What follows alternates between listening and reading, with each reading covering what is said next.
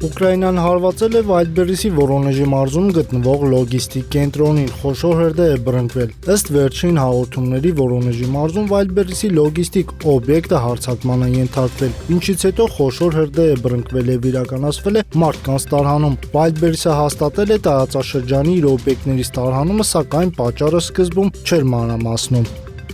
Ըստ Reuters-ի Լիբիայի Էզավիայի նավթավերամշակման համալիրում հրդեհ է բռնկվել վառելիքի պահեստային բաքում, որը նախապես հարվածի էր ենթարկվել։ Բակը պարունակում էր մոտ 4.5 միլիոն լիտր բենզին, իսկ հրդեհի հետևանքով այն փլուզվել է։ Հաղորդում է, որ վերջին օրերին Էզավիայի նավթային օբյեկտները մի քանի անգամ թիրախավորվել են անօդաչու սարքերով։ Հարձակման պատասխանատու կողմը դեռ չի հաստատվել։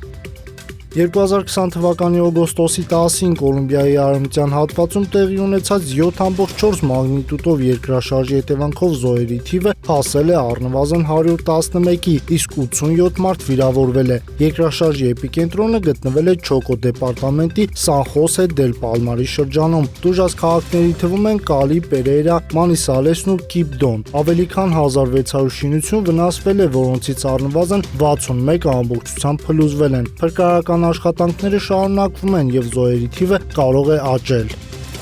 Իրանի ներկայացուցիչները պահանջում են փոխհատուցում 5 ամիս տևած ռազմական հակամարտության ընթացքում իրենց պատճառված վնասի համար, չնայած դա երբեք չի նշվել մեր բանակցություններից կամ հանդիպումներից որևէ մեկում, գրել է Թրամփը։ Հիմա ես նույնպես փոխհատուցում եմ պահանջում Իրանից այն մարդկանց համար, որոնց նրանք սպանել կամ ծանր վիրավորել են։ Փոխհատուցում պետք է վճարվի նաև վերջին 50 տարվա ընթացքում սպանված 100,000-ավոր ցուցարարների ընտանիքներին, վերջին 5 ամսվա ընթացքում սպանված 52,000 մարդկանց համար, նշել է ԱՄՆ նախագահը։